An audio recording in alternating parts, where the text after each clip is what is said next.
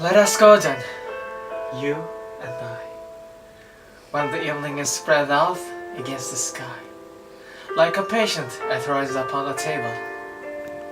Let us go through certain half-deserted streets, to mothering retreats of restless nights in one-night cheap hotels, and sawdust restaurants with oyster shells, streets that follow like a tedious argument of insidious intent to lead you to an overwhelming question. Oh, do not ask, what is it? Let us go and make our visit.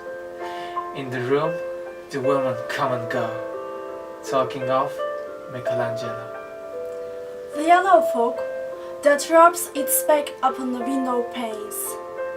The yellow smoke that rubs its muzzle on the window panes. Lick its tongue into the corners of the evening. Lingered upon the pools that stand in the rains.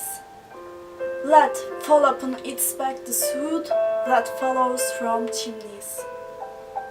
Sleep by the terrace made a sudden leap, and seeing that it was a soft October night, curled once about the house and fell asleep. And indeed, there will be time for the yellow smoke that slides along the street, rubbing its back upon the window panes. There will be time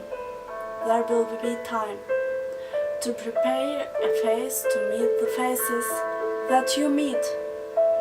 There will be time to murder and create, and time for all the works and days of hands that lift and drop a question in your plate. Time for you and time for me, and time yet for 100 indecisions and for 100 visions and revisions before the taking of a toast and tea. In the room, the women come and go, talking of Michelangelo. And indeed there will be time to wonder, do I dare? And do I dare?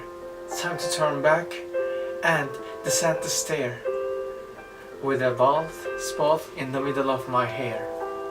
They will say, how his hair is growing thin. My morning coat, my collar mounting firmly to the chin. My necktie rich and modest, but asserted by a simple pin. They will say, but how his arms and legs are thin. Do I dare disturb the universe?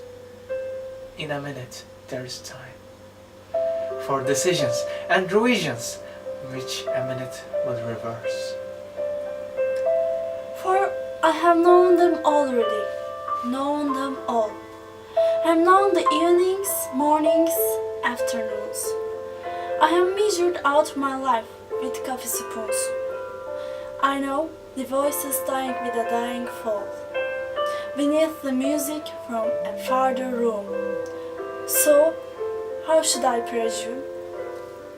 And I have known the eyes already known them all.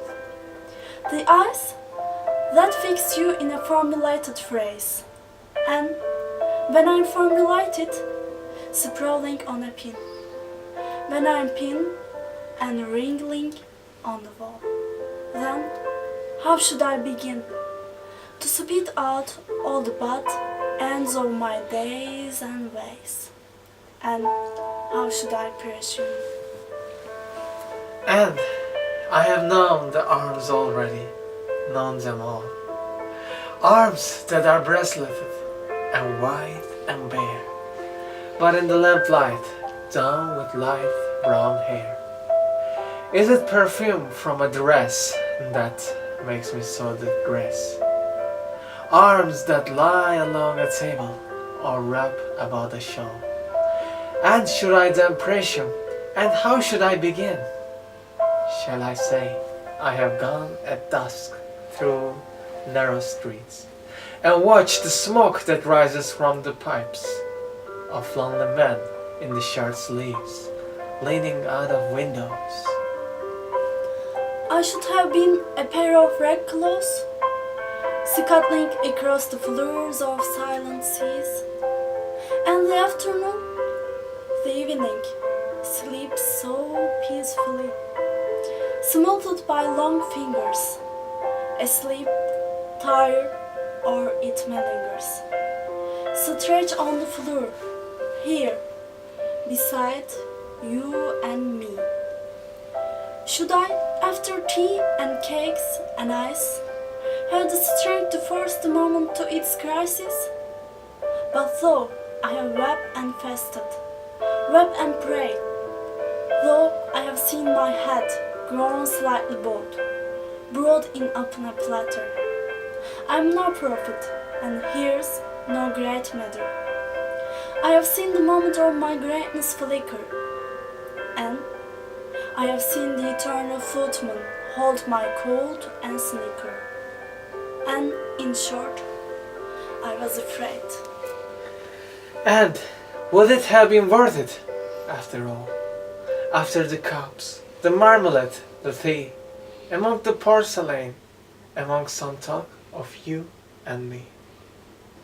Would it have been worthwhile to have bitten off the matter with a smile? To have squeezed the universe into a ball, to roll it towards some overwhelming question? To say, I am Lazarus, come from the death, come back to tell you all, I shall tell you all. If one, settling a pillow by her head, should say, that is not what I meant at all, that is not it at all. And would it have been worth it after all?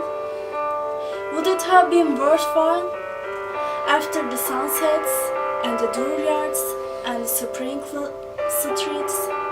After the novels, after the teacups, after the skirts that trail along the floor? And this, and so much more. It is impossible to say just what I mean.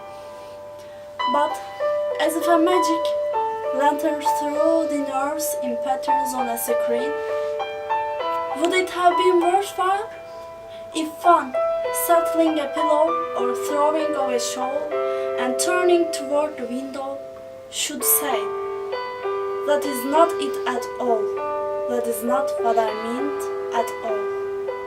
No, I'm not Prince Hamlet, nor was meant to be. I'm an attendant lord, one that will do, to swell the progress, start a scene or two, advise the prince, no doubt, an easy tool, differential, glad to be of use, politic, cautious, and meticulous, full of high sentence, but a bit obtuse, at times indeed, almost ridiculous, almost at times a fool. I grew old, I grew old. I shall wear the bottoms of my trousers rolled. Shall I part my hair behind? Do I dare to eat a peach? I shall wear white flannel trousers and walk upon the beach. I have heard the mermaids singing each to each. I do not think that they will sing to me. I have seen them riding seaward on the waves, combing the white hair of the waves blown back. When the wind blows the water white and black, we have lingered in the chambers of the sea, by sea girls rattled with seaweed red and brown, till human voices wake us and we drown.